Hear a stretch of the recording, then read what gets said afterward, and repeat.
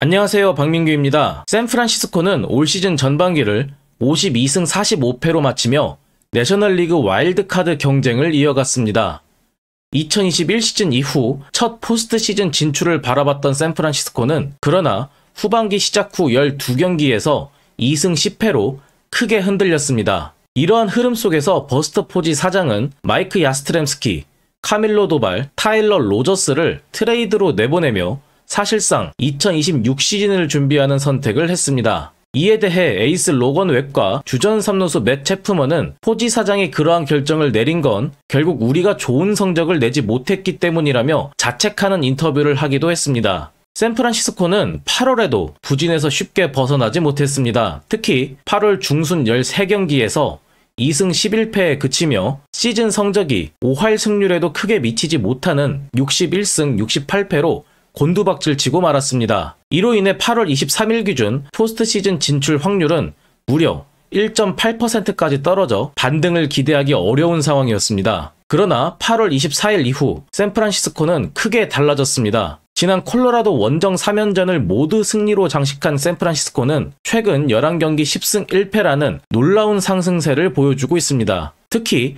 지난 2차전 벤치 클리어링 중 콜로라도의 선발 투수 카일 프리랜드를 밀쳐 퇴장을 당해 한 경기 출장 정지 처분을 받은 체프먼은 항소를 통해 징계 집행을 미뤄 어제 경기에 출전할 수 있었는데요. 홈런 2개 포함 3안타 4타점 1볼넷으로 대활약하며 개인 통산 6번째 20홈런 달성과 함께 팀의 10대8 역전승을 이끌었습니다. 샌프란시스코는 최근 타선의 장타력을 앞세워 팀 분위기를 끌어올리고 있습니다. 8월 18일 이후 17경기 연속으로 홈런을 기록했는데 이는 구단 역사상 1947 시즌 19경기 연속에 이어 두 번째로 긴 기록입니다. 1958년 샌프란시스코로 연고지를 이전한 후에는 최장 기록이기도 하죠. 이 기간 동안 샌프란시스코는 11번의 멀티 홈런 경기를 했고 총 36개의 홈런포를 쏘아 올렸습니다. 이는 44홈런을 때려낸 뉴욕 양키스에 이어 메이저리그 팀 가운데 두 번째로 많습니다. 같은 기간 경기당 평균 6.3득점을 올린 샌프란시스코는 평균 3.6득점에 그쳤던 직전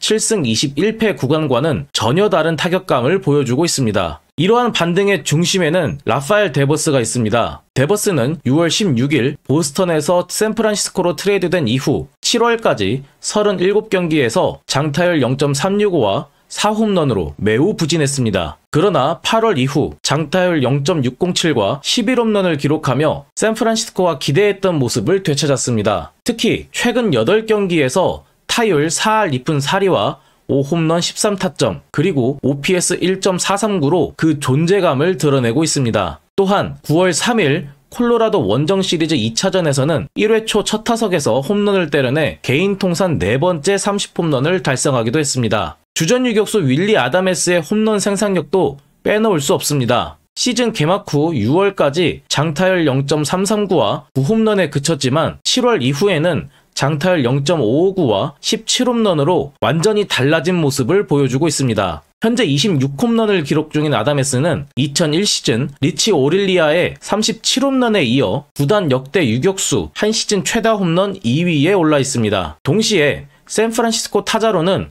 2004 시즌 베리 본즈 이후 21년 만에 처음으로 30홈런 고지에 도전하고 있습니다. 아다메스의 장타력은 팀의 최근 반등 과정에서 타선을 지탱하는 중요한 역할을 맡고 있습니다. 오늘 휴식일인 샌프란시스코는 71승 69패를 기록하고 있습니다. 어제 토론토에게 13대 9로 패한 친시내티를 제치고 내셔널리그 와일드카드 4위에 올라서며 가을 야구 경쟁에 다시 한 발 다가섰습니다. 그러나 여전히 상황은 불리합니다. 와일드카드 2위 샌디에고가 5경기, 3위 뉴욕 매츠가 4경기 앞서 있고 이 두 팀과의 맞대결 전적에서도 뒤져 있습니다. 즉 잔여 22경기 동안 미친 페이스를 보여 같은 승률을 기록하더라도 순위 경쟁에서 밀릴 수밖에 없는 구조입니다. 포스트 시즌 진출 확률도 여전히 낮습니다. 1.8%까지 떨어졌던 수치가 최근 반등 덕분에 4.4%까지 올라왔지만 현실적으로 쉽지 않은 상황입니다. 남은 일정 역시 만만치 않습니다. 내일부터 시작되는 세인트루이스 원정 3연전 이후 애리조나와 LA 다저스를 연속으로 상대해야 합니다. 앞으로 이 두 팀과 무려 13번이나 맞붙어야 하기 때문에 이 맞대결에서 어떤 성과를 내느냐가 가을 야구 진출 가능성을 좌우할 전망입니다. 과연 샌프란시스코는 남은 22경기에서 상승세를 유지해 2021 시즌 이후 4년 만에 포스트 시즌에 진출할 수 있을까요? 구독자 여러분은 샌프란시스코의 가을 야구 진출 가능성에 대해 어떻게 생각하고 계시나요? 여러분의 의견을 자유롭게 댓글에 남겨주시면 감사하겠습니다. 이번 영상도 구독과 좋아요